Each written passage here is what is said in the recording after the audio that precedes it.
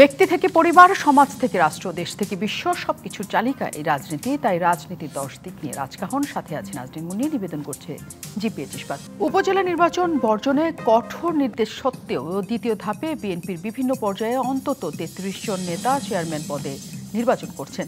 দলীয় সিদ্ধান্ত অমান্যকারী এইসব নেতাদের বহিষ্কার করেও নির্বাচন থেকে বিরত রাখতে পারছে না দলটি। শুধু যে বিএনপি এরকম অস্বস্তিতে পড়েছে তা নয়, ক্ষমতাসীন দল আওয়ামী লীগও অবাধ্য নেতাদের সামলাতে হিমশিম খাচ্ছে। গত 18 এপ্রিল উপজেলা ভোট থেকে মন্ত্রী, সংসদ সদস্যদের স্বজনদের সরে দাঁড়ানোর নির্দেশ দেয় আওয়ামী লীগ। সেই নির্দেশ অনুযায়ী তথ্য ও প্রযুক্তি প্রতিমন্ত্রী জুনায়েদ আহমেদ পলকের শ্যালক লুৎফুল হাবিব ছাড়া আর তেমন কেউ সরে দাঁড়াননি। সূত্র মতে আগামী 8 মে প্রথম পর্বের উপজেলা নির্বাচনে মন্ত্রী, সংসদ সদস্যদের 50 জনের মতো স্বজন প্রার্থী হিসাবে এখনও রয়ে গেছেন। উপজেলা নির্বাচনে দলীয় সিদ্ধান্ত অমান্যকারীদের বিরুদ্ধে শাস্তিমূলক ব্যবস্থা নেওয়ার বিষয়ে চাপে পড়েছে আওয়ামী লীগ। কার বিরুদ্ধে ব্যবস্থা নেবে, মন্ত্রী, সংসদ সদস্য নাকি প্রার্থী হওয়া স্বজনদের বিরুদ্ধে, এই নিয়ে দলে দ্বিধা বিভক্তি তৈরি হয়েছে। কারণ অতীতে সাংগঠনিক নির্দেশনা অমান্য করার দায়ে মন্ত্রী, সংসদ সদস্যদের বিরুদ্ধে শাস্তি দেওয়ার নজির নেই। এছাড়া মন্ত্রী, সংসদ সদস্যদের দল থেকে বহিষ্কার করলে সংসদ সদস্য পদ নিয়ে জটিলতা তৈরিও হতে পারে। তবু আওয়ামী লীগ, বিএনপির অধিকাংশ নেতারাই অবাধ্য নেতাদের সামলাতে শাস্তি দেওয়ার পক্ষেই মত দিচ্ছেন। অবাধ্য নেতাদের শাস্তি উপজেলা নির্বাচনকে অবাধ, সুষ্ঠু এবং প্রতিদ্বন্দ্বিতামূলক করতে সহায়ক হবে। অবাধ্য হওয়ার শাস্তি দলগুলোতে স্বস্তি নাকি দ্বন্দ্বকে আরও প্রকট করবে? এই নিয়ে আলোচনায় আজ রাজকাহন স্টুডিওতে আছেন বাংলাদেশ আওয়ামী লীগের সাবেক সংসদ সদস্য অধ্যাপক ডক্টর হাবিব মিল্লাত, আছেন বিএনপির সাবেক সংসদ সদস্য এবং আন্তর্জাতিক বিষয়ক সহ সম্পাদক ব্যারিস্টার রুমিন ফারহানা, এবং আছেন জাতীয় পার্টির চেয়ারম্যান উপদেষ্টা এবং সাবেক বিরোধী দলীয় চিফ হুইপ নুরুল ইসলাম ওমর। দর্শক আছেন আপনারা আমাদের সাথে। আমরা এই আলোচনাতে করতেই চাই যে এরই মধ্যে এটি পুরনো খবর যে দুই দল থেকেই বিদ্রোহী হয়ে নির্বাচনে সকলে দাঁড়াচ্ছে এবং দুই দল থেকেই শাস্তির কথা বলা হচ্ছে, কিন্তু সেই শাস্তি দলের শৃঙ্খলা ফেরাতে এবং একটা দৃষ্টান্ত স্থাপন করতে আসলেও কখনো পারে কিনা এবং সামনে পারবে কিনা সেটা আমরা আলোচনা করতে চাই। অনেক ধন্যবাদ, অতিথি কৃতজ্ঞতা যারা আমাদের সাথে যুক্ত হয়েছেন। আমি শুরুতে একটু নুরুল ইসলাম ওমরের কাছে যেতে চাই। নুরুল ইসলাম ওমর, অনেক ধন্যবাদ, আপনি আমাদের সাথে যুক্ত হয়েছেন। জাতীয় পার্টি বড় দুই রাজনৈতিক দলের বাইরে একটা ভিন্ন রকমের অবস্থায় আছে যে তাদের তো বিজয়ী হওয়ার কোনো সুযোগ নেই, কিন্তু আপনাদের দলে নিয়ে দলের পক্ষ থেকে নির্বাচনে দাঁড়ানোর ক্ষেত্রে একটা সংকট তৈরি হয়েছে। মাঠ পর্যায়ের খবর হচ্ছে অনেক নেতাই নির্বাচনে দাঁড়াতে চাইছেন না, জামানত বাজেয়াপ্ত হবে এই ভয়ও যেমন আছে, এবং তারা মনে করেন যে তারা জিততে পারবেন না, কাজে তারা কেন অর্থ ব্যয় করে নির্বাচনে দাঁড়াবেন। অবস্থার কি কোনো পরিবর্তন হলো? মাঠ পর্যায়ে তাদের অনুপ্রাণিত করা গেল কিনা? ধন্যবাদ আমার সঙ্গে দুইজন সহ আলোচক এবং টিভির পর্দার সামনে যারা আছেন, আসসালামু আলাইকুম। দেখুন, আপনি যে প্রশ্নগুলো করেছেন এটা কিছু কিছু সত্যতা আছে। তার কারণ যে এটা তো মানতে হবে যে বিএনপি আওয়ামী লীগের চাইতে আমাদের ভোটের সংখ্যা বেশি নেই, জাতীয় পার্টি, যার কারণে আমরা নির্বাচনের সময়গুলোতে জোট করেই নির্বাচন করি এবং বেশিরভাগ সময় আমরা আওয়ামী লীগের সঙ্গে জোট করে নির্বাচনগুলো করেছি। এখন সেক্ষেত্রে যদি সরাসরি আওয়ামী লীগের সঙ্গে বিএনপির সঙ্গে প্রতিযোগিতা করে নির্বাচন করতে হয়, সেক্ষেত্রে আমাদের জন্য তো সমস্যা অবশ্যই আছে। আর তারপরেও নির্বাচনের পরিবেশটাও তো আর ভালো নেই, নির্বাচনের পরিবেশও অনেক নষ্ট হয়ে গিয়েছে। তো সেক্ষেত্রে যে আমরা যেমন আওয়ামী লীগের সঙ্গে আমরা পার্লামেন্টে জোট করেছি, নির্বাচন করেছি, লোকাল গভর্নমেন্টগুলোর বেলায় এসে আমরা এই ধরনের জোট আমাদের সঙ্গে হয় না হওয়ার কারণে আমাদের ক্যান্ডিডেট অবশ্যই কিছু কম হয় এবং সবাই নির্বাচন করতে চায় না। তার নির্বাচন এখন অনেক ব্যয়বহুল, আর সরকার দলীয় লোকের সঙ্গে নির্বাচন করা তো আরও টাফ বিষয়। তাদের কাছে এখন টাকা পয়সা সব কিছুই আছে, লোকবল সব কিছু তাদের সঙ্গে আছে। সেক্ষেত্রে এটা আপনি যেটা বলেছেন যে আমাদের ক্যান্ডিডেট কম হয়, স্বাভাবিক। তারপরেও আমরা নির্বাচন করছি এবং আজকে যেমন বলা হচ্ছে যে বিএনপি এই লোকাল গভর্নমেন্ট নির্বাচন বর্জন করেছে, নির্বাচন করছে না, পাশাপাশি আইনগতভাবে আওয়ামী লীগও কিন্তু উপজেলা নির্বাচন করছে না। আমরাই একমাত্র জাতীয় পার্টি, যে কয়টাই ক্যান্ডিডেট আছে আমরা আমাদের মার্কা দিয়ে আমরা নির্বাচন করি। এখনো পর্যন্ত জানা গেছে কতগুলো? না, আমাদের টোটাল সংখ্যা এখনো আমরা জানি, তবে আছে, যেমন আমার বগুড়া সদরে আছে ভাইস চেয়ারম্যান ক্যান্ডিডেট আছে, এবং গত নির্বাচনেও ভাইস চেয়ারম্যান নির্বাচিত সেটা খুবই অল্প সংখ্যক, কিন্তু অল্প হলেও কিন্তু আমরা মার্কা দিয়ে নির্বাচন করছি। বিএনপি আওয়ামী লীগের সাথে আসলে নির্বাচনে দাঁড়িয়ে টেকাটা জাতীয় পার্টির জন্য কঠিন, কিন্তু এটা তো সবসময়ের জন্যই ছিল। আপনারা তো বিএনপি আওয়ামী লীগের সাথেই নির্বাচনে দাঁড়িয়েছেন এবং আপনারা জিতেছেন অনেকগুলোতে, তাহলে এখন কেন এই শঙ্কা যে আপনাদের আর না? বিএনপি নাইও না, আমরা অতীতে যে নির্বাচন করেছি, দেখুন বিএনপি নাই, এখানে যেটা আপনি বলছেন বিএনপি নাই নির্বাচন করার জন্য একটা সুবিধা অবস্থান থাকতে পারে, কিন্তু এই সুবিধা অবস্থান তো নেই। আপনি দেখেন উপনির্বাচনগুলো যেগুলো হয়েছে, সেই উপনির্বাচনগুলো যে ফেয়ার হয়েছে এটা তো বলতে পারবেন না। 14 থেকে 18, 24-এর যে নির্বাচনগুলো হয়েছে, সেই নির্বাচনগুলো তো ফেয়ার হয় নাই। আজকে শুধু আমরা নই, এটা মানে ইন্টারন্যাশনালি যারা এই দেশে নির্বাচন, কিন্তু ফেয়ার হচ্ছে না, তারপরেও আপনারা প্রতিটা নির্বাচনে অংশগ্রহণ করছেন, মানে আপনারা অপেক্ষা করছেন কখনো ফেয়ার হবে, অটোমেটিক্যালি হয়ে যাবে? না, আমরা অবশ্যই তো এটা থাকতেই হবে আমাদের। তার কারণ হলো যে আমি ব্যক্তিগতভাবে বলি যে আমি তো সেই পাকিস্তান পিরিয়ডের থেকে ছাত্র রাজনীতি করি, তো তখন মুসলিম লীগ আইয়ুব খান প্রেসিডেন্ট ছিল, সেই মুসলিম লীগের প্রভাবের মধ্যেও আমরা নির্বাচন করেছি তখন। আপনাদের এই বক্তব্য আমরা শুনেছি যে যাই হোক না কেন আপনারা নির্বাচনে যাবেন, কিন্তু 25 বছর লেগেছে, কিন্তু মুসলিম লীগের তো পতন হয়েছে। আপনারা সেই অপেক্ষা করছেন? হ্যাঁ, অবশ্যই। অনেক ধন্যবাদ ব্যারিস্টার রুমিন ফারহানা। জাতীয় পার্টি অপেক্ষা করে যাচ্ছে এবং নির্বাচনেও সমান্তরে তারা অংশগ্রহণ করে যাচ্ছে। যতদিন পর্যন্ত জাতীয় পার্টি অংশগ্রহণ করবে, সাথে আরও কিছু দলও একসাথে অংশগ্রহণ করবে, কাজে আপনাদের যে আন্দোলন যে একতরফাভাবে নির্বাচন হয়, সেটা সেখানে যে একটু ধাক্কা খায় সবসময়ের জন্য। তো এই পরিস্থিতিতে উপজেলা নির্বাচন আমরা দেখছি তাদের খুবই কম সংখ্যক প্রার্থী দিতে পেরেছে জাতীয় পার্টি, কিন্তু তারা নির্বাচনে আছে, বাকিরা তো নির্বাচনে আছে, আপনারা নাই। এখন এই পরিস্থিতি তো আসলে পরিবর্তন হবে না, তারপর আপনারা লিফলেট বিতরণ করে এক ধরনের নির্বাচন থেকে সবাইকে বিমুখ রাখার চেষ্টা করছেন। এই পদ্ধতি দিয়ে কি আসলে হবে আর কিছু বিএনপির? আপনাকে অসংখ্য ধন্যবাদ। দেখুন, নির্বাচনে বিমুখ রাখবার জন্য বিএনপির কি সত্যি কিছু করবার দরকার আছে? মানুষ কি এমনি নির্বাচন থেকে মুখ ফিরিয়ে নেয়নি?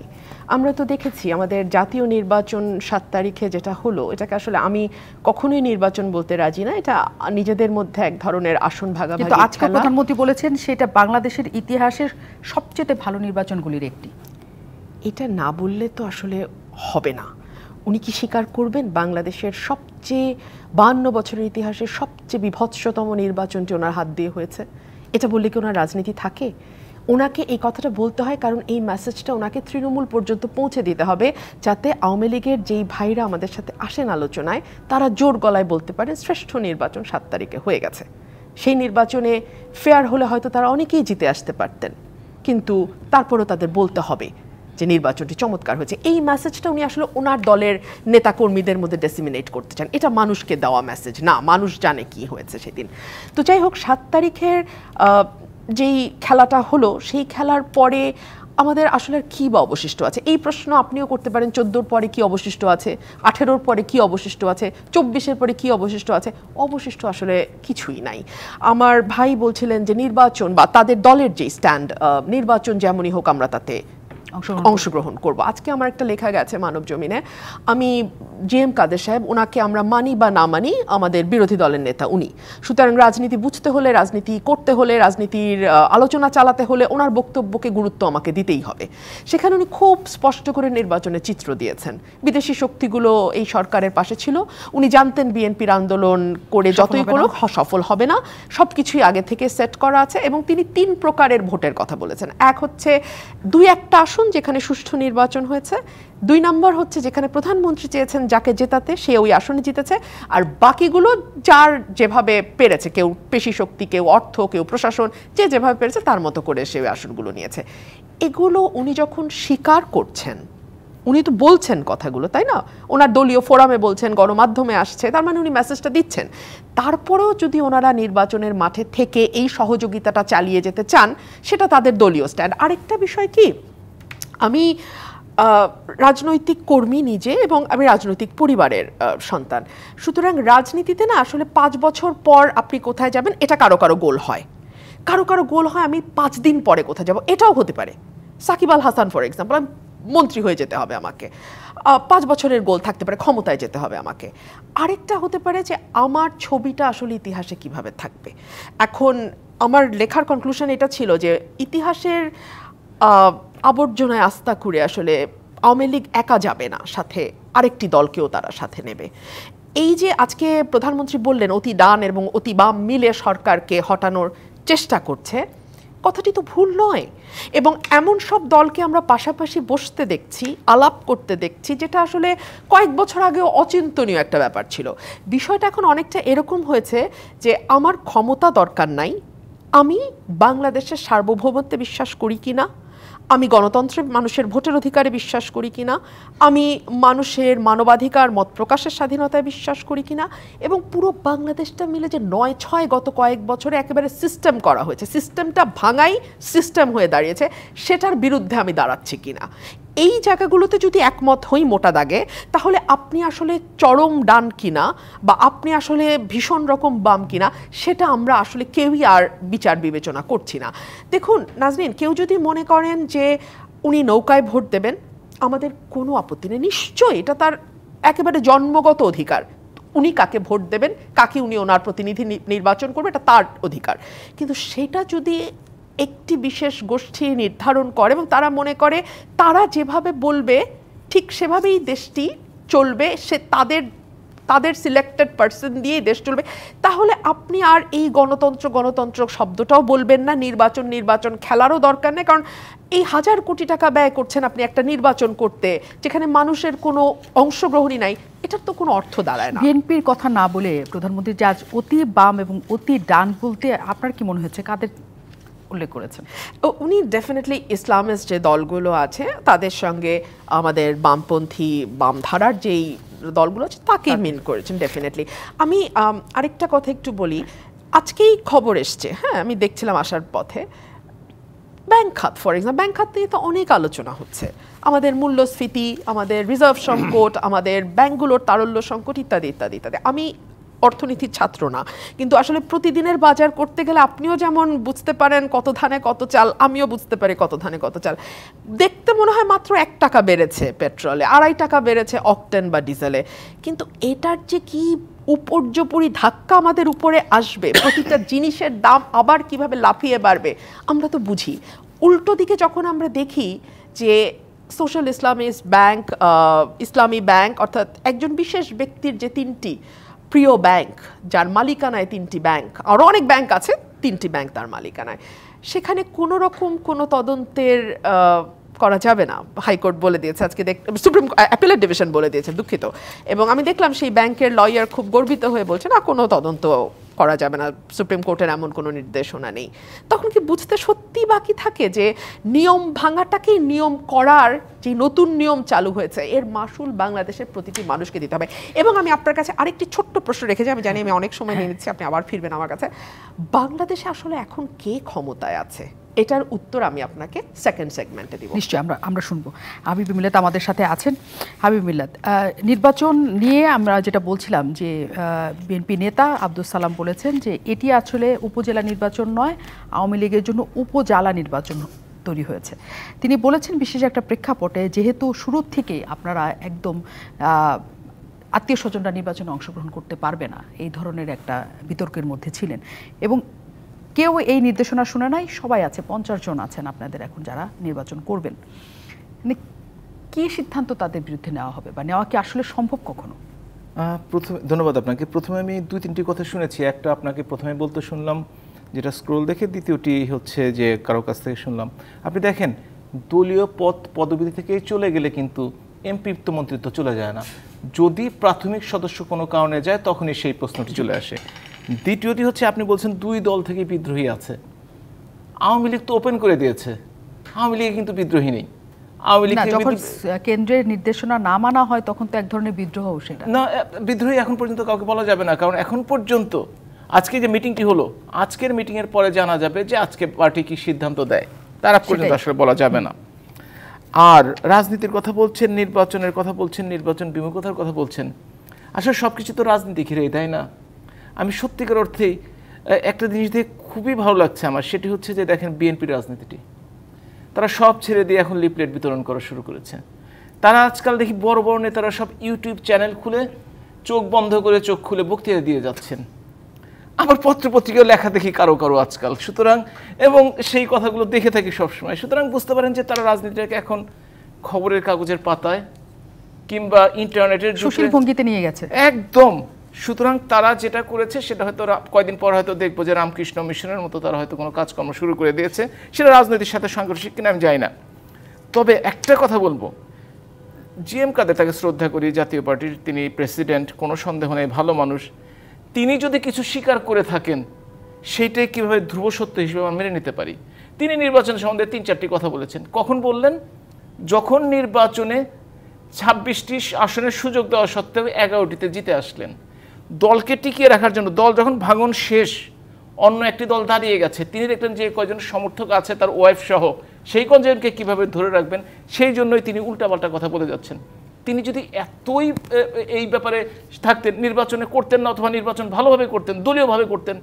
ওনার সম্বন্ধে তো অভিযোগ আছে যে নির্বাচনের সময় বা নির্বাচনের আশেপাশের সময়, নির্বাচনের পূর্বকালীন সময় উনি ওনার দলের সাথে কারোর সাথে যোগাযোগ করেননি। সুতরাং কে কি বললো না বললো, নিজের স্বার্থ টিকিয়ে রাখার জন্য সেটা রাজনীতিতে আছে, থাকবে, ওনারা সেটাই করছেন আসলে।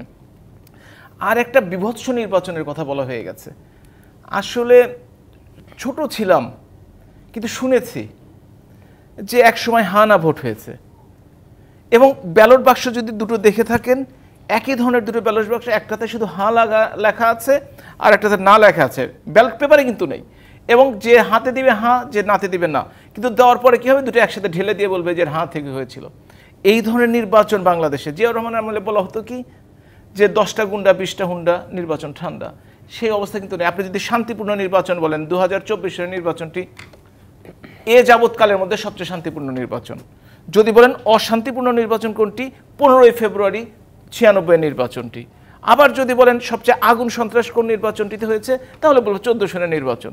সুতরাং এই ধরনের আসলে অনেকেই ভালো কথা বলেন, ভালোভাবে ব্যাখ্যা করার চেষ্টা করেন, কিন্তু বাংলাদেশের জনগণ তো আর এরকম না যে সব ভুলে যাবে কিংবা মনে রাখতে পারবে না। তারা কিন্তু কথাগুলো মনে রাখে এবং মনে মনে হাসে যে আচ্ছা তাহলে দল কানা হবে, দল করলে এটা ঠিক, কিন্তু কতটুকু অন্ধ হবে দলের প্রতি সেটা তো আসলে নিজেরও বিবেচনায় থাকা দরকার, বিশেষ করে যুক্তির ব্যাপারটিতে। আর বিশেষ করে ভাই যেটা বলছিলেন যে আমার খুবই দুঃখ লাগে, একসময় জাতীয় পার্টির 16 ভাগ ভোট পাওয়া দল ছিল, জার্নালিস্টরা যখন জেলে ছিলেন, এখন সেটা 3.5-এ নেমে এসছে। সাথে সাথে ওনারা বলেন যে অনেক বছর অপেক্ষা করবেন, মুসলিম লীগের সময় করেছেন, কিন্তু ওনারা কিন্তু তখন মুসলিম লীগের দোসর ছিলেন না, ওনারা তখন মুসলিম লীগের বিরোধিতা করেছেন, জাতীয় পার্টি না, যখন তারা বিরোধিতা করেছেন। সুতরাং দোসর হয়ে অপেক্ষা করলে তাহলে এটা আত্মঘাতী হয়ে গেল না, যে আমি আমার বন্ধুকে মারার চেষ্টা করছি, সেটাও কিন্তু চেষ্টা করছি। জাতীয় পার্টিকে আওয়ামী লীগ দোসর এবং বন্ধু ভাবে, তাই তো? না, তারা তো সবসময় সেটা প্রমাণ করে যাচ্ছে। আওয়ামী লীগ নির্বাচনে গেলে তারা নির্বাচন করছেন, তাদের ভাগ বাটোয়ারা দিচ্ছেন, তাদের নির্বাচনে আনার ক্ষেত্রে আসন ভাগ করে দিচ্ছেন, বন্ধু এবং দোসর।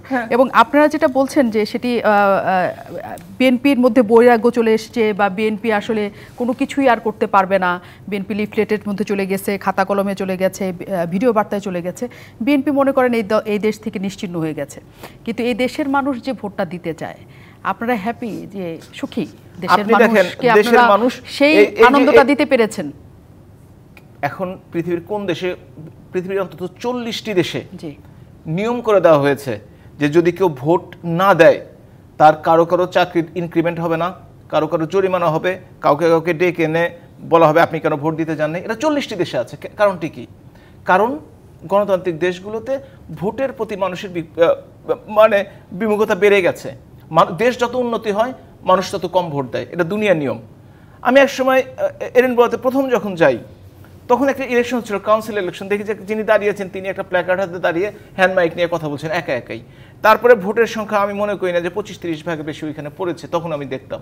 সুতরাং মানুষ যখন অর্থনৈতিকভাবে সচ্ছল হয়, যখন মানুষ একটু স্বস্তিতে থাকে, আমি জানি সবাই নেই, দ্রব্যমূল্য বেশি, এটা আমাদের অসুবিধা আছে একটা, তাতে কোনো আমরা সবসময় স্বীকার করি এবং চেষ্টা করে যাচ্ছি। আর বিশেষ করে এই গরমের মধ্যে মানুষ তো অসম্ভব অস্বস্তিতে আছে, তার মধ্যেও কিন্তু আজকে বাংলাদেশের সর্বোচ্চ বিদ্যুৎ উৎপাদন হয়েছে 16,477 মেগাওয়াট, যেটা কিন্তু তারপরও আমাদের জন্য যথেষ্ট। মানুষের তো নানা ধরনের ক্ষুধা থাকে, যেমন ভাতের ক্ষুধার বাইরে আমার আনন্দের ক্ষুধা আছে, ভোট দেওয়ার ক্ষুধা আছে নানা জায়গায়। একটা ক্ষুধা দিয়ে আপনি আরেকটা ক্ষুধা নিশ্চয়ই মেটাতে পারবেন না। বিদ্যুতের চাহিদা নিয়ে নিশ্চয়ই মানুষের আনন্দ আছে, কিন্তু আবার গরম নিয়ে তাদের অস্বস্তির জায়গা আছে, ভোট নিয়ে তাদের অস্বস্তির জায়গা আছে। কিছু করতে পারবেন না আপনি, কিছু করা যাবে না, আবার অনেক কিছু হয়তো করাও ছিল। আমরা নিশ্চয়ই আমরা আসবো সেই তর্ক, আজকে যেহেতু সেই তর্কের না, কিন্তু আমরা আসলেও বলতে চাই যে ভোট পাগল একটা জাতিকে যখন আর ভোট দিতে চাই না, এই জায়গায় চলে যেতে হয়, তখন সেই দায়টা আসলে কার ছিল? আমি বিরতির পর ফিরবো, আমরা ফিরছি বিরতি। অনেক ধন্যবাদ দর্শক আমাদের সাথে থাকার জন্য। আমরা আলোচনাতে আছি উপজেলা নির্বাচনে নিয়ে যেসব ঘটনা ঘটছে এবং দুই দলই তাদের নির্বাচনী অবস্থা নিয়ে, নেতাকর্মীদের নিয়ে যে শঙ্কার মধ্যে আছে সেখান থেকে কেমন করে তাদের উত্তরণ ঘটবে সেটি নিয়ে আমরা একটু নুরুল ইসলাম ওমরের কাছে যেতে চাই, জাতীয় পার্টির চেয়ারম্যানের উপদেষ্টা এবং সাবেক বিরোধী দলের চিফ হুইপ। নুরুল ইসলাম ওমর, যে কথাটি রুমিন ফারহানা এবং দুজনেই আপনাদের বিরুদ্ধে যেটা বললো, যে যদি এত বক্তব্য দেওয়া হয়েছে নির্বাচন বিরোধী, তারপর আপনারা টানা নির্বাচন করে যাচ্ছেন এবং আপনারা অপেক্ষা করেন আপনাদের যারা মিত্র, আপনাদের যারা নির্বাচনে আসন ছেড়ে দিয়েছে তাদের পতন আপনারা আশা করেন, তাহলে কিভাবে আপনারা টিকে থাকবেন? না দেখেন, বিরুদ্ধে কেউ বলে নাই, আমি মনে করি না যে আমাদের বিরুদ্ধে বলেছে। ঘটনাটা হলো যে পুরো নির্বাচন নিয়ে একটা এতগুলি কথা বলা বিরুদ্ধে বলা না। শোনেন, মিলাদ ভাই যে কথাটা বলেছে যে তারা বন্ধুকে হত্যা করতে চায়, তো দেখেন রাজনীতিতে হলো বন্ধু শত্রু নাই না, বন্ধুত্বর কথা আমি বলবো না, বন্ধুত্ব নাই রাজনীতিতে। রাজনীতিতে হলো যে আপনাকে প্রয়োজন থাকলে আপনাকে শেয়ার দেওয়া হবে। জাতীয় পার্টিকে সঙ্গে আওয়ামী লীগ জোট করেছে, আর জাতীয় পার্টির যে জনসমর্থন আছে সেই জনসমর্থনটা আওয়ামী লীগের প্রয়োজন ছিল, আর আমরাও তাদের সঙ্গে জোট করেছি এই যে আমাদেরও পার্লামেন্টে যাওয়ার জন্য আমাদের কিছু সিট প্রয়োজন আছে।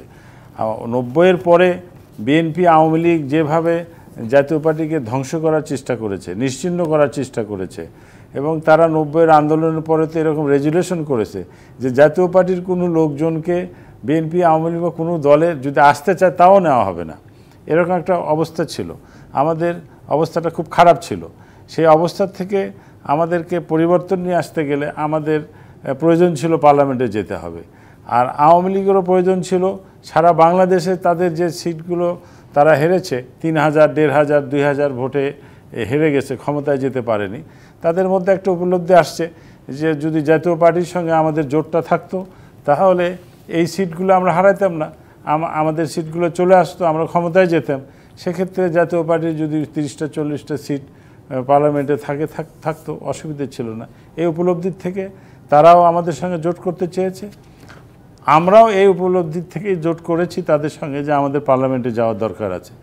আমরা পার্লামেন্টে গিয়েছি, আজকে জনগণের জন্য কথা বলতে পারছি, পার্লামেন্টেও কথা বলতে পারছি, বাইরেও কথা বলতে পারছি। এই হিসাবটা যদি কখনো উল্টে যায়, যে আপনারা মনে করেন যে আপনাদের এই ভোটের সংখ্যা, আসনের সংখ্যা বিএনপির সাথে গেলে অনেক বেশি হবে, আপনি বলছেন রাজনীতিতে কোনো বন্ধুত্বের জায়গা নাই, এটা এক ধরনের রাজনৈতিক, এখানে কোনো বন্ধুত্ব নাই। আওয়ামী লীগ তো আমাদের বন্ধু না, বা বিএনপিও আমাদের বন্ধু না, তার এখানে হলো যে রাজনীতির কারণে আমাদের সঙ্গে একটা জোট করেছে। আপনি দেখেন, আমি বলি শুধু আমাদের দেশেই নয়, আমি বেশ কয়েকদিন আগে পশ্চিমবাংলায় ওই যে মমতা ব্যানার্জির বক্তব্য শুনছিলাম, উনি পশ্চিমবাংলায় কংগ্রেসকে, সিপিএমকে গালি দিচ্ছে, বলছে যে কংগ্রেস আর সিপিএম বিজেপির দুই চোখ। আবার শেষে বলছে যে আমি নির্বাচিত হলে দিল্লিতে গিয়ে আমি ইন্ডিয়ান জোটকেই সমর্থন দিব বিজেপিকে ক্ষমতাচ্যুত করার জন্য। তো বিষয়টা হলো যে আজকে আমাদেরও যেমন প্রয়োজন আছে সেই জন্য আমরা একটা জোট করি, আওয়ামী লীগেরও প্রয়োজন আছে, কিন্তু এখানে যেটা আমরা সবসময় দেখেছি এই যে আমরা জোট করার পরে আওয়ামী লীগের কাছ থেকে সেই ধরনের ভালো আচরণ আমরা কখনো পাই নাই, এবং সবসময় তারা আমাদের সিটগুলো, কিন্তু আপনারা গিয়েছেন কারণ আপনারা জানেন যে আওয়ামী লীগ ক্ষমতায় আসবে, সেই প্রশ্নটাই আপনারা করতে চাচ্ছিলাম, যদি বিএনপি সেই জায়গায় আসতো। নির্বাচন যেটা হয়েছে এটা তো খালি আমরা কেন, এই দেশের সবাই জানতো, মানুষ একদম এই কারণে আপনারা গিয়েছেন যে আওয়ামী লীগ ক্ষমতায় আসবে, আর যিনি প্রধানমন্ত্রী আছেন উনি প্রধানমন্ত্রী। বলা হয়ে থাকে যে জাতীয় পার্টি যে পক্ষে যে সময় ছিল রাজনীতিতে তারা বড় ধরনের পরিবর্তন ঘটাতে সক্ষম হয়েছে, সেটা ক্ষমতার ক্ষেত্রেও হোক, নির্বাচনের ক্ষেত্রে হোক বা যাই হোক। যদি এই নির্বাচনে জাতীয় পার্টি না যেত, নির্বাচনের প্রেক্ষাপটটাই বদলে যেত। জাতীয় পার্টি কখনো আপনাদের সঙ্গ দেয়নি দীর্ঘদিন ধরে। আপনি কি মনে করেন যে আপনাদের এটা রাজনৈতিক ব্যর্থতার একটা অংশ, যে একটা বড় দলকে বা যারা প্রভাব ফেলতে পারে তাদেরকে আপনারা আপনাদের দলে নিতে পারেন নাই? আমি আপনার এই প্রশ্নে যাবার আগে আমার ভাইয়ের কিছু কথার একটু উত্তর দিয়ে আসি। একটু দরকার আছে। ইউকেতে তো আমি পড়াশোনা করেছি, ভাইও পড়াশোনা করেছেন। ভোটের ব্যাপারে তারা উৎসাহী না, কথাটা বোধহয় ঠিক না। 2019 সালে ভোটার টার্ন আউট আমি দেখছিলাম ইউকেতে কী অবস্থা। Voter turn out 68%। ইউএসের ইলেকশন তো আসলে অনেক মাস আগে থেকে শুরু হয়ে যায়, ডিবেটগুলো চলতে থাকে। আমার সুযোগ হয়েছিল একটা ইলেকশনের বেশ আগে আমার এক কনফারেন্স ছিল, পরে আমি আমার আত্মীয় স্বজনের বাসায় গিয়েছি। সেখানে প্রতিটি নাগরিক অধীর আগ্রহে বসে থাকে আজকে ডিবেটে কি কথা হবে, কে কি বলবে, কি রকম ভাবে তার মানে নিজেকে প্রেজেন্ট করবে, আর্গুমেন্টে কে জিতবে, মানে এটা নিয়ে বাজি ধরা। আমি প্রথমবারের মতো ডক্টর হাবিব মিল্লাতের কাছ থেকে শুনে এসেছি যে 40টা দেশে জোরপূর্বক ভোটারদের নিয়ে যাওয়া হচ্ছে। ভোট না দিলে তাদেরকে শাস্তির আওতায় আনা হয়। একই কথা, হ্যাঁ একই কথা। আমি আজকে প্রথম শুনেছি এটা নিশ্চয়ই নিউজ আইটেম হওয়ার মতো। নিউজে ছিল 40টা দেশ। হ্যাঁ, আমরা নাকি পত্রিকা পড়ে রাজনীতি করি, ওনারা মুখস্থ করে ফেলে পত্রিকা। আমি জানি না কোন নিউজ লেখালেখি করে আমি বলছি। ইউএসএতে মানে আমরা যেটা লেখালেখি করি ওটা আপনারা মুখস্থ করেন আর কি। ইউএসএতে ভোটার টার্ন আউট এইবার যে বাইডেনের ইলেকশনে 66%। ঘরের পাশে মালদ্বীপের মাথা পিছু আয় আমাদের 3 গুণ উন্নত হলে নাকি মানুষের ইচ্ছা থাকে না ভোট দেওয়ার। সেখানেও ভোটার টার্ন আউট অবিশ্বাস্য। ফার্স্ট ফেজে হচ্ছে 79.85%, সেকেন্ড ফেজে 87.31%। তো একটা যেই দেশের মানুষ অশীতিপর বৃদ্ধ নাতির ঘাড়ে চড়ে, ছেলের কাঁধে চড়ে ভোট দিতে যেতেন, এই জাতিটাকে পুরাপুরি ভোটের দিন ঘুম পাড়ায় রাখা যে যায়, এটা আওয়ামী লীগ দেখালো। আমার ভাই হানা ভোটের কথা বলছেন, উনি বলছেন তখন ছোট ছিলেন, তো উনি শুনেছেন হানা ভোটের গল্প। আমার জন্ম হয়নি 73-এ, কিন্তু 73-এর বিরাট ক্ষত আমার পরিবার বয়ে চলেছে। অল্প কিছু ইন্ডিপেন্ডেন্ট ক্যান্ডিডেট 73-এ জিতেছিল, আমার বাবা তার একজন। বেসরকারিভাবে তাকে জয়ী ঘোষণা করা হয়, পরের দিন ফল পরিবর্তন করে তাহেরউদ্দিন ঠাকুরকে ওখান থেকে জয়ী করে আনা হয়। সেই তাহেরউদ্দিন ঠাকুর 15ই আগস্টের ঘটনার সঙ্গে সরাসরি সম্পৃক্ত। আপনি বলেন নির্বাচন ব্যবস্থা ধ্বংস কবে থেকে হওয়া শুরু করলো? ভাই আছেন এখানে, ডাকসুর নির্বাচন কি হয়েছিল? 73-74-এ যে ডাকসুর নির্বাচন হলো সেটা কি হয়েছিল? ব্যালট বাক্স কিভাবে ছিনতাই হয়েছিল? তো এই নজিরগুলো তো জন্মের পর আওয়ামী লীগ। কিন্তু আমি এই পর্বে আপনার শুধু একটা কথা ছোট করে নিয়ে আমি পরে নিশ্চয়ই আগের প্রশ্নের উত্তর নিতে পারবো, যে যা কিছু হোক না কেন, যতদূর যাক না কেন, বাংলাদেশের নির্বাচন ব্যবস্থা বা জনগণ যে বিমুখ হয়েছে সেই দায় কিন্তু বিএনপিরও। গত 15 বছর যাবৎ যে পরিস্থিতিতে তারা আছে, তারা জনগণের সামনে কোনো পছন্দ রাখতে দেয় নাই। তারা যে পছন্দ করবে বিএনপির কাউকে, সেটাও কিন্তু আপনারা সেই অপশনটা রাখতে দেন। আমি একটু ডিফার করি এই কারণে যে 18-তে কিন্তু এই অপশন আমরা দিয়েছিলাম না, তারপর আপনারা উঠে গেছেন, জনগণ কনফিউজড হয়ে গিয়েছিল। 12টার পর বা 2টার পর থেকে আপনারা যখন সবাই একসাথে বললেন যে আমরা নির্বাচনে থাকবো না, জনগণ তো কাকে ভোট দিতে যাবে সেই কনফিউশনের জায়গায় ছিল। আপনি আমাকে বলেন সেই সময় তো যেহেতু এখন সকলের হাতে মোবাইল আছে, আমরা তো দেখে ফেলি, আর ইন্টারন্যাশনাল মিডিয়াও কভার করে। আমাদের 50-এর উপরে প্রার্থী ফিজিক্যালি অ্যাসল্টেড হয়েছে না, আঘাতপ্রাপ্ত হয়ে রক্তাক্ত হয়েছে। আমরা দেখেছি মঈন খান, আমরা দেখেছি মেজর হাফিজ, আমরা দেখেছি সরোয়ার ভাইয়ের মতন লিডাররা মানে ঘরে অবরুদ্ধ, বেরোতে পারছে না, এরকম অবস্থা করে রেখেছে। এটার নাম কি সত্যি ভোট? নিশ্চয়ই না। কিন্তু রুমিন ফারহানা, সবসময় বাংলাদেশের জন্য রাজনীতি অনেক কঠিন, এবং রাজনীতি বিরোধী দল যারা থাকে তাদের জন্য কঠিন। সেটা হ্যাঁ, আপনারাও থাকেন বা আওয়ামী লীগই থাকুক, কিন্তু সেই জায়গাটা থেকে উঠে আসার বা ঘুরে দাঁড়ানোর জন্য যতটুকু সময় নেওয়া দরকার আপনারা তার চেয়ে বেশিই নিচ্ছেন, এবং জনগণকে এক ধরনের মানে বিমুখ করছেন আপনারাও। সেই আলোচনাটাও আছে, আমি আসবো, অবশ্যই আসবো। ডক্টর হাবিব মিল্লাত, যে প্রসঙ্গে আমি আপনার কাছে প্রশ্ন রেখে গিয়েছিলাম, যে আপনি বলছেন যে আজকে আসলে সভা হচ্ছে, তারপরেই জানা যাবে যে যারা বিদ্রোহ করছে বা যারা কথা শুনছেন, আপনি বিদ্রোহী শব্দটা ব্যবহার করছেন না, তাদের বিরুদ্ধে ব্যবস্থা হবে। কিন্তু আওয়ামী লীগ আসলে যে জায়গায় এসে দাঁড়িয়েছে এখন, উপজেলা নির্বাচন 8 তারিখে, সেই জায়গাটা কি আওয়ামী লীগের জন্য স্বস্তিকর হচ্ছে? কেউ নাই, ধরেন জাতীয় পার্টি খুবই ভঙ্গুর অবস্থা, বিএনপির দাঁড়াচ্ছে না, কিন্তু আপনাদের মধ্যে যে পরিস্থিতিটা তৈরি হয়েছে সেটা কি দলের জন্য খুব সুখকর? প্রথমে একটা কথা বলে নেই, সেটি হচ্ছে আমি কিন্তু জাতীয় নির্বাচনের কথা একবারও মুখ দিয়ে উচ্চারণ করিনি ইংল্যান্ডের ক্ষেত্রে কিংবা ইউকের ক্ষেত্রে, বলেছিলাম স্থানীয় নির্বাচন। আচ্ছা, আর দ্বিতীয়টি হচ্ছে 2017 সনে আপনি যদি ভালো করে দেখে থাকেন তাহলে দেখবেন 42.6%। আমি অনলাইনে দেখে নিলাম, যে ভুল বলার চেয়ে দেখে নেওয়া ভালো। যাই হোক, এখন আসি আমি দলীয় পর্যায়ে উপজেলা নির্বাচনের ব্যাপারে। নির্বাচনে ভোট দেওয়া আপনার অধিকার, নির্বাচনে অংশগ্রহণ করা আপনার অধিকার। আর দল থেকে যদি বলে যে আমাদের কোনো বাধা নিষেধ নেই, যে কেউ নির্বাচন করতে পারে, তাহলে সকলে নির্বাচন করতে পারে। আর একটি ব্যাপার হচ্ছে, নির্বাচনে আমরা কাদেরকে দেখতে চাই? যারা জনপ্রিয় প্রার্থী, যারা ভোটে জিতে আসতে পারবে, তারাই প্রার্থী হলে ভালো হয়, নির্বাচন কম্পিটিশন হয়, নির্বাচনে মানুষ উৎসাহের সাথে ভোট দেয়। কিন্তু যদি কেউ অজনপ্রিয় ব্যক্তি ভোটে দাঁড়ায় বা কয়েকজনও দাঁড়ায়, তাহলে কিন্তু সেই নির্বাচনটি সফল হবে না। এখন একটা ভুল তথ্য আরেকটা ছিল যে জাতীয় পার্টি একমাত্র পার্টি যে নির্বাচনে প্রতীক নিয়ে করছে। আসলে তা না, 3টে পার্টি প্রতীক নিয়ে করছে। একটা হচ্ছে জাতীয় পার্টি, আর একটা হচ্ছে জাপা, আর একটি হচ্ছে জাসদ। এবং রাশেদ খান মেননও সম্ভবত করবেন বা করছেন পরবর্তী ধাপগুলোতে। সুতরাং একটা পার্টি প্রতীক নিয়ে করছে না। আর অন্য দল আওয়ামী লীগ প্রতীক দেবে না, এবার তারা দলীয়ভাবে সিদ্ধান্ত নিয়েছে। আইনে আছে দলীয়ভাবে, আইনে আছে যে কেউ প্রতীক নিয়ে নির্বাচন করতে পারে, আবার প্রতীক ছাড়াও যে কোনো দল নির্বাচনে অংশগ্রহণ করতে পারে। তা আওয়ামী লীগ পরবর্তীতে এবারের জন্য অন্তত আইন চেঞ্জ না করে পরবর্তীতে অপশনটা বেছে নিয়েছে। এবং আপনি একটা কথা চিন্তা করে দেখেন, আমরা চিন্তা করব লোকটি যোগ্য কিনা, জনপ্রিয় কিনা, এবং এলাকার মানুষের জন্য কাজ করবে কিনা। এখন আত্মীয় হলে করতে পারবে না, আত্মীয় না হলে করতে পারবে, কিংবা আত্মীয় হলে একান্তই অযোগ্য, এটাও যেমন একদম সঠিক কিনা বিবেচনা করে দেখতে হবে। আসলে একজন মানুষ সারা জীবন রাজনীতি করেছে, কিন্তু আত্মীয়তার কারণে নাও করতে, যদি কাজ করতে না পারে।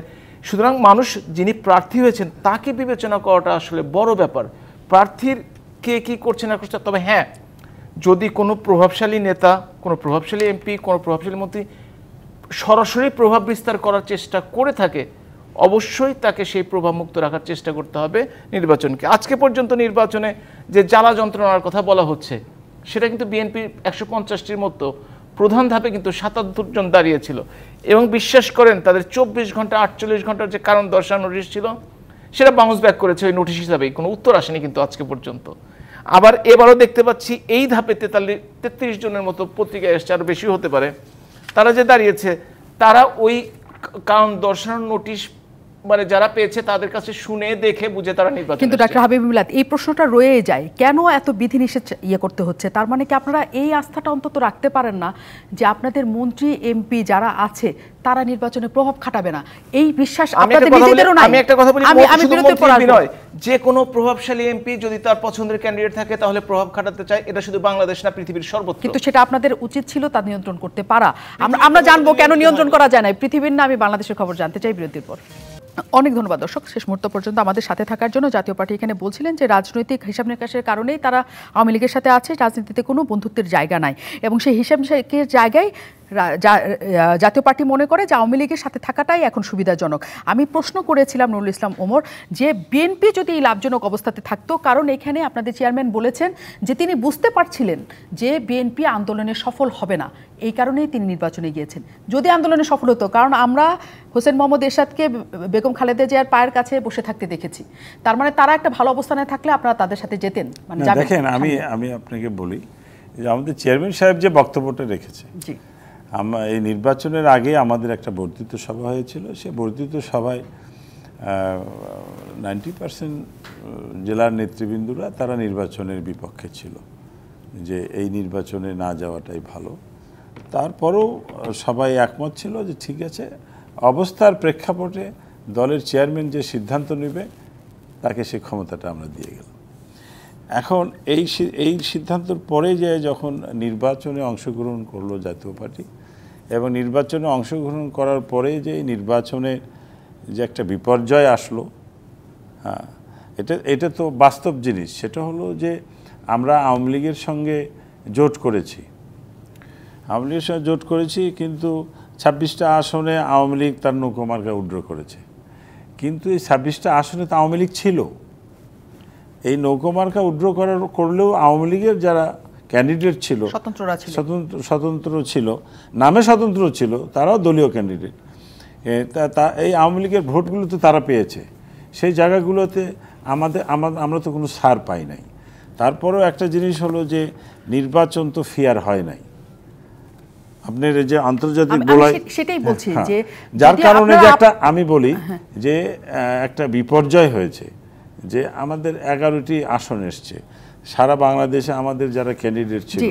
তাদের মধ্যে এই যে একটা ক্ষোভ, এই ক্ষোভটার কারণেই বর্ধিত সভায় চেয়ারম্যান সাহেব বলেছে যে মানে এরকম কোনো এই- সম্ভাবনার এইসব- জায়গা বা আশঙ্কার জায়গা নাই এসব কারণে- যে এই রাজনৈতিক হিসেবে যদি বিএনপির সাথে আপনাদের বেশি লাভজনক জায়গায় থাকে আপনারা দেখুন, যাবেন কি যাবেন আমি কি আপনাকে আমি বলি বড় কথা না, ছোট্ট শুধু।